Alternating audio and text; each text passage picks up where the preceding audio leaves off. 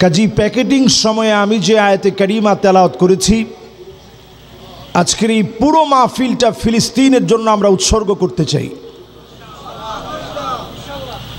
ইনশাআল্লাহর আওয়াজটা কি এত আসতে হবে?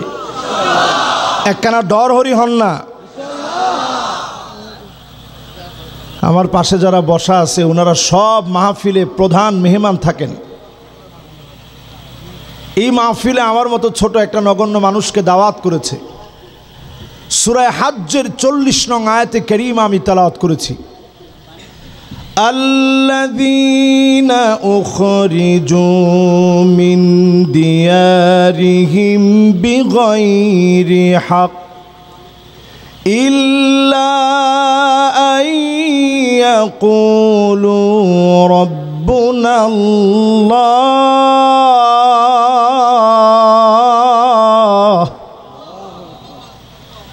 আল্লাহ রাব্বুল আলামিন ইরশাদ করেন, যারা ঘর থেকে বের করে দিয়েছে অন্য কোনো অপরাধে বের করে দেয় নাই, ইল্লা আইয়াকুলু রাব্বুনাল্লাহ, আমাদের রব আল্লাহ এই কথা বলার জন্য বের করে দিয়েছে। এমন মাজলুমদেরকে ডেকে ডেকে যিনি বিজয় দিয়ে দিবেন তিনি কে?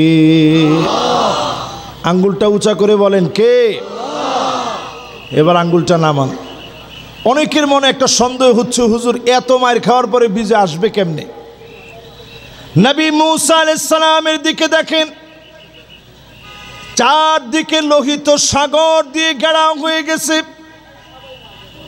সবাই বলল ধরা পড়ে গেলাম। নবী মুসা আলাইহিস সালাম বললেন, কাল্লা ইন্না মাইয়া রাব্বি সায়াহদিন। কঠিন কালেও নয়, অচিরে আমার আল্লাহ পথ দেখাবে। পুরো ফেরাউনের বাহিনীকে লোহিত সাগরের সামনে নিয়ে গেলেন, আর সেখানে নিয়ে ডুবায় মেরে মুসা আলাইহিস সালামকে যিনি বিজয়ী বানায় দিয়েছিলেন তিনি কে? পুরা ফিলিস্তিন শূন্য ছিল, ইহুদি মুক্ত ছিল। পুরো আরব ইহুদি মুক্ত ছিল। হিটলার 60 লক্ষকে মেরে ফেলল। আবার সেই ইহুদিরা ফিরে আসলো ফিলিস্তিনে। মুসলমানরা জায়গা করে দিল। ৭৬টা বছর ধরে মুসলমানদেরকে তারা মারছে। বিগত ১.৫ বছর ধরে এমন জুলুম চলছে। ৪০,০০০ শিশু বাচ্চা মা বাপ হারা হয়ে গেছে। ৬৭,০০০ মানুষ শহীদ হয়ে গেছে।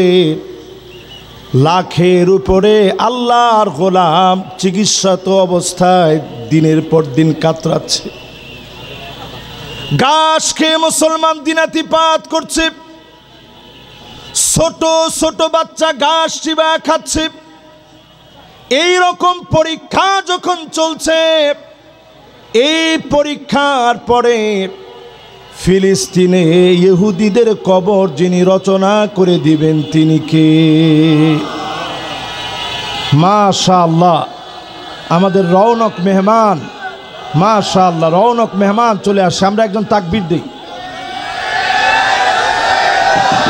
নারায়ে তাকবীর, নারায়ে তাকবীর। শফিক মাসুদ ভাইয়ের আগমন লোহাগাড়ার পক্ষ থেকে নারায়ে তাকবীর। ফানাফিল্লাহ হুজুরের পক্ষ থেকে, আজাদ পরিবারের পক্ষ থেকে নারায়ে তাকবীর। শফিকুল ইসলাম মাসুদ ভাইয়ের আগমন। মাশাআল্লাহ, আমরা এবার একেবারে শান্ত হয়ে বসে পড়ি। ইনশাআল্লাহ ভাই এসে একটুখানি সময় দিবেন আপনাদেরকে। আমি আমার আলোচনার শেষ প্রান্তে ওনাকে ইনশাআল্লাহ আমি দিয়ে দিব। খুব বেশি লম্বা সময় আলোচনা করার মতো আজকে সুযোগ নেই, এটা লম্বা আলোচনা করার জায়গা না। একেবারে সংক্ষিপ্ত পরিসরে সূরা হজ্জের 40 নং আয়াতে কারিমার তাফসীর আপনাদের সামনে পেশ করতে চাই। সমস্ত আওয়াজ বন্ধ করে দিয়ে সবাই আমরা মনোযোগী হয়ে যাই। আল্লাহর হাবিব ইরশাদ করলেন, আকরু দারিল মুমিনিন, ফিলিস্তিন হবে মুমিনদের চিরস্থায়ী জায়গা। হামাগুড়ি দ্বীপ, আল্লাহর গোলামেরা ফিলিস্তিনের দিকে যাবে। যিনি ফিলিস্তিনকে বিজয়ী বানায় দিবেন তিনি কে? এই যে আল্লাহ বিজয়ী বানাবেন, নবীজি হাদিসের মধ্যে শুভ সংবাদ দিয়ে গেছেন। আল্লাহর হাবিব বলেন, ইন্নাল মালাইকা বাসিতাতুন আজনিহাতাহা আলাইহি, ফিলিস্তিনের উপরে আল্লাহর ফেরেশতারা ডানাগুলা বিছায় রেখেছে। এই জন্য ডেকে ডেকে ফিলিস্তিনিদেরকে যিনি বিজয়ী বানায় দিবেন তিনি কে? সবার মনোযোগ আছে তো? মাশাআল্লাহ, মনোযোগ আছে। আমি 15-20 মিনিটের ভিতরে আপনাদেরকে 10টা হাদিস শোনাবো আগামীর পৃথিবী সম্পর্কে, ইনশাআল্লাহ। বলেন 2 হাদিসের পরে 3 নাম্বার শোনেন। সহিহ বুখারীর ভিতরে নবীজি বলেন, উউদুত সিত্তান বাইনা ইয়াদাই সাআ, দুনিয়ার শেষ সময়ের দিকে যখন দুনিয়া যাবে, নবীজি আঙ্গুলের ভিতরে গুনে রাখতে বললেন। 6টা জিনিস আঙ্গুল দিয়ে তোমরা গুনে গুনে রাখবা। 1 নম্বরে নবীজি বললেন, মাউতি, আমি নবী দুনিয়া থেকে চলে যাব। আল্লাহ নবী দুনিয়া থেকে চলে গেলেন, বিদায় নিলেন নবীজি আমার। একবারের জন্য নবীজিরে দেখলাম না, একবারের জন্য নবীজিরে পেলাম না, শুয়ে দেখতে পারি নাই। তার মানে আঙ্গুলে গুনে রাখতে প্রথমে নবীজি বললেন আমি চলে যাব, গুনে রাখবা। পুরাপুরি মিলে গিয়েছে। নবীজি চলে গেলেন, নবীজিকে দেখি নাই, তার মানে প্রথমটা মিলে গেছে। বলেন তো 6টার মধ্যে প্রথমটা যদি মিলে যায়, বাকি থাকে আর কয়টা? সবাই বলতে হবে। নবী সাল্লাল্লাহু আলাইহি সাল্লাম আঙ্গুলে 6টা বিষয় গুনে রাখতে বলছেন। সবাই একটু বলি কয়টা? 1 নাম্বার নবীজি বলছেন মাউতি, আমি দুনিয়া থেকে চলে যাব। আমরা কি নবীজিকে পাইছি? 2 নাম্বার আল্লাহর হাবিব বলেন, সুম্মা ফাতহু বাইতুল মুকাদ্দাস, আবার বাইতুল মুকাদ্দাস গর্জে উঠবে, বিজয় হবে, হানাদাররা সব নিঃশেষ হবে, পাথর পর্যন্ত বলবে ওয়ারাই ইহুদি ফাকতুলহু, আমার পিছনে ইহুদি লুকায় আছে, গর্দান উড়ায় দাও। সেদিন বেশি দূরে না, পাথর পর্যন্ত তাদের বিরুদ্ধে সাক্ষী দিবে, ঠিক কিনা বলে? 2 নাম্বারটা আমাদের চোখের সামনে আসতেছে। 2 বার বাইতুল মুকাদ্দাস বিজয় হয়েছে, সহিহ বুখারীর হাদিস। একবার বিজয় করেছেন হযরত ওমর ফারুক রাদিয়াল্লাহু তাআলা আনহু, আরেকবার বিজয় করেছেন সালাউদ্দিন আইয়ুবী, আরেকবার বিজয় হবে চূড়ান্ত বিজয়। এই বিজয় এমন ভাবে আসবে, আল্লাহর হাবিব বলেছেন তারা তাকাও দেখতে পারবে না, এত ইসলামের বিজয় হবে, যেই বিজয়ের সামনে কাফের পুরুষগুলোকে আল্লাহ রাব্বুল আলামিন নাস্তানাবুদ করে দিবে, ঠিক কিনা বলে?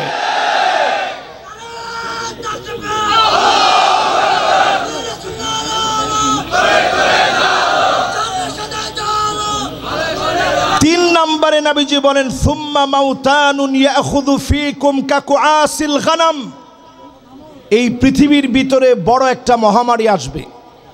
কিরকম মহামারী? ঠান্ডা জনিত মহামারী। নবীজি বলছেন ছাগলের ঠান্ডা লাগলে যেভাবে কাশে, যেভাবে ছাগল কাশতে থাকে আর নাক দিয়ে শ্লেষ্মাগুলো পড়তে থাকে, এই রকম ঠান্ডা জনিত মহামারী আসবে। সাহাবায়ে কেরাম মহামারী দেখেছেন, নাম ছিল তাউন, আমওয়াস, নাম ছিল কলেরা, কিন্তু ঠান্ডা জনিত কোনো মহামারী সাহাবারি দেখে নাই, তাবিরা দেখে নাই, তাবি দেখে নাই। 2020 সনের আগে যারা দুনিয়া থেকে চলে গেছে তারাও দেখে নাই, কিন্তু আমরা করোনার মতো একটা মহামারী দেখেছি, ঠিক কিনা বলে? নবীজি হাতের মধ্যে গুনে রাখতে বলছেন কয়টা? 6টার মধ্যে প্রথম নবীজি চলে যাবেন, দ্বিতীয় নাম্বার বাইতুল মুকাদ্দাসের বিজয় হবে, 3 নাম্বার ঠান্ডাজনিত মহামারী আসবে। এটা একটা করোনা দিয়ে শেষ হয় নাই, আরও একটা মহামারী আসবে জম্বি ভাইরাস দিয়ে। এই সারা পৃথিবীতে করোনার চাইতে ভয়াবহ অবস্থা হবে। এরপরে 4 নাম্বারে নবীজি বলেন সুম্মা ইস্তিফাদাতুল মাল হাত্তা ইউতার রাজুল মিয়াতা দিনার ফায়াযাল্লু সাখিতা। এমন সময় আসবে ক্রিপ্টোকারেন্সি চলবে, টাকার কোনো মূল্য থাকবে না। এখন একটু আপনি বাংলাদেশে পকেটে টাকা নিয়ে ঘুরেন। আমাদের শফিকুল ইসলাম মাসুদ ভাই কয়েকদিন আগেই বিদেশ থেকে আসছেন, ওমরা করে আসছেন তিনি। আপনি যদি একটু বহির্রাষ্ট্রের দিকে তাকান, সবাই দেখবেন কার্ড নিয়ে চলে। আজকেই আসছে তিনি, সুবহানাল্লাহ মাশাআল্লাহ। কষ্ট করে আজকের মাহফিল কিন্তু একটা না, আমাদের চাইতে প্রতিদিন ওনারা মাহফিল বেশি করেন, কষ্ট করেন। আল্লাহ যেন এটাকে দিনের বিজয়ের জন্য কবুল করেন, পড়েন আমিন। 4 নম্বরে ক্রিপ্টোকারেন্সি শুরু হবে পৃথিবীর ভিতরে, টাকার মূল্য কমে যাবে, টাকা দিয়ে মানুষের মন ভরানো যাবে না। এখন হুজুরদের মনই টাকা দিয়ে ভরে না, ঠিক তো কইলেন না? একখানা ডর হরি হন না। 4 নাম্বারটা শেষ। উদাহরণ দিলে অনেক দেওয়া যায়, সামান্য করে যদি বলি, একটা গরু মানুষ আগে কিনছে 100 টাকা দিয়ে, এখন গরুর দড়িও 100 টাকায় পাওয়া যাবে না। তার মানে রসুল যে বলছেন 6টা গুণে রাখতে, 1 2 3 4, বাইতুল মুকাদ্দাসের বিজয় শুধু আমরা প্রতীক্ষায় আছি, সবগুলা মিলে গেছে, ঠিক কিনা বলেন? 5 নম্বরে আল্লাহর হাবিব বলেন লা ইয়াবকা বাইতুন মিনাল আরাবিল্লা দাখালাতুহু। আরবের এমন কোনো ঘর থাকবে না যেই ঘরের ভিতরে ফিতনা ঢুকবে না, রন্ধ্রে রন্ধ্রে ফিতনা ঢুকে যাবে। এরপরে যিনি মুসলমানদেরকে বিজয়ী বানায় দিবেন তিনি কে? ইমানের পরীক্ষা নিয়ে লস অ্যাঞ্জেলেসের দিকে তাকান, ক্যালিফোর্নিয়া মানুষের স্বপ্নের রাজ্য, দুনিয়াদারদের কাছে, আমাদের কাছে না। সেই ক্যালিফোর্নিয়ার ভিতরে যখন আগুন জ্বলেছে, ফালিয়ারতাকিবু ইনদা যালিকা রিহান হামারা, যাদের প্রেসক্রিপশনে আমার ফিলিস্তিনকে তারা জ্বালিয়েছে, আল্লাহ পাক অদৃশ্য আগুন দিয়ে জ্বালিয়ে ফেলেছে। 2025 আপনি লিখে রাখেন, এই মাহফিলে স্মরণ করে রাখেন, আগামী দিন যারা ফিলিস্তিনের বিরোধিতা করতেছে সবগুলাকে আযাব গজব দিয়ে যিনি ধরবেন তিনি কে? আজকেও বাংলাদেশে একটা ভূমিকম্প হয়ে গেছে। 2024 সনে 39 বার বাংলাদেশে ভূমিকম্প হয়েছে। রসুল বলেছেন পূর্ব দিকে ভূমিকম্প হবে, ভিয়েতনামে ভূমিকম্প হবে, মালয়েশিয়ায় ভূমিকম্প হবে, ইন্দোনেশিয়ায় ভূমিকম্প হবে, এমনকি উত্তর কোরিয়া, দক্ষিণ কোরিয়া, জাপান বলেন, হংকং বলেন, চায়না বলেন, ভারত বলেন, বাংলাদেশ বলেন, 7 মাত্রার ভূমিকম্প যদি বাংলাদেশ হয় 100 বছরের জন্য দেশ পিছিয়ে যাবে। আল্লাহর হস্তে ফিলিস্তিনের মুসলমানদের পাশে দাঁড়ান, ঠিক কিনা বলেন? সারা দুনিয়ার ভিতরে ফিতনা ঢুকে যাবে। আরব দেশের ব্যাপারে নবীজি হাতটাকে এইভাবে গোল করে বলছেন ওয়াইলুন লিল আরব, ওয়াইলুন লিল আরব, ওয়াইলুন লিল আরব, 3 বার বলছেন। কয়বার? উম্মে সালামা বলতেছেন ওগো নবী, আরব ধ্বংস হয়ে যাবে, আমাদের মতো এত এত নেককার মানুষ, দিনদার মানুষ আছে। আল্লাহর হাবিব বলেন ইদা কাসুরাল খাবাস, খারাপি যখন বেড়ে যাবে, অন্যায়ের প্রতিবাদ যখন ভুলে যাবে, মাজলুমের পাশে যখন দাঁড়াবে না, আরব সেই সময় ধ্বংস হয়ে যাবে। শুধু ইহুদিরা ফিলিস্তিন পর্যন্ত থামবে না, তাদের হাত বাইতুল্লাহ পর্যন্ত প্রসারিত করবে, মদিনা পর্যন্ত প্রসারিত করবে। এরই মধ্য দিয়ে ইহুদিদেরকে যিনি কবর রচনা করে নাস্তানাবুদ করে দিবেন তিনি কে? 5 নাম্বার শেষ। এবার আমার 6 নাম্বার কথার মধ্য দিয়ে আলোচনা শেষ করে ফেলব। 6 নাম্বারে নবীজি হাতে গুনে রাখতে বললেন। আল্লাহর নবী বললেন সুম্মা হুদনাতুন তাকুনু বাইনাকুম ওয়া বাইনা বানিল আসফার ফায়াকদিরুন। খ্রিস্টানদের সঙ্গে একটা চুক্তি হবে। চিন্তা করেন, আমরা তো কোরআন হাদিস পড়ি না, কত বাস্তব কথাগুলো নবীজি বলে গেছেন। কোন খ্রিস্টানদের সঙ্গে চুক্তি হবে? অর্থোডক্স খ্রিস্টানদের সঙ্গে চুক্তি হবে। এখন আপনি খুঁজে দেখবেন অর্থোডক্স খ্রিস্টানরা কোথায় আছে, বর্তমান রাশিয়াতে আছে। এজন্য রাশিয়া দেখবেন মাঝে মাঝে আমাদের পক্ষে বলে খুশি হওয়ার কিছু নাই, ফায়াকদিরুন, নবীজি বলতেছে অচিরেই রাশিয়া চুক্তি ভঙ্গ করবে, যুদ্ধ লেগে যাবে এই পৃথিবীর ভিতরে, তৃতীয় বিশ্বযুদ্ধের দামামা বেজে উঠবে, সারা পৃথিবীর রণক্ষেত্র তৈরি হয়ে যাবে, সামানিনা কায়া, 80টা দলে বিভক্ত হয়ে যাবে, এক একটা দলের ভিতরে 12,000 করে সৈন্য হবে। এরপরে ওই লড়াইয়ের পরে যিনি মুসলমানদেরকে বিজয় দান করবেন তিনি কে? আমরা শেষে একটা কথা বলি যে হুজুর আবাবিল আসে না কেন? আবাবিল যদি আজকে আল্লাহ পাঠান, ইহুদিদের বিরুদ্ধে পাঠাবে না। 180 কোটি মুসলমান যারা দায়িত্ব ভুলে গিয়েছে, তাদের মাথার উপরে ইলেকট্রন, প্রোটন আর নিউটনের মতো শক্তিশালী বিস্ফোরক হিসেবে আল্লাহ তাআলা পাথর দিয়ে পাঠাবেন। কারণ আমরা নিজেরা এখনো দায়িত্ব কর্তব্য পালন করি নাই, ঠিক কিনা বলে? অনেকে বলে হুজুর ইমাম মাহাদি আসলে তো সব সমাধান হয়ে যাবে। ইমাম মাহাদি আসলে সব সমাধান হবে। ইউসলিহুল্লাহু লাহু লাইলাতান ওয়াহিদা, এক রাত্রির ভিতরে বিজয় আসবে। সেই বিজয়ের মধ্যে অগ্রগামী হবে তারা আজকে যারা জুলুম নির্যাতন সহ্য করার পরেও দিনের পথ ছাড়ে নাই।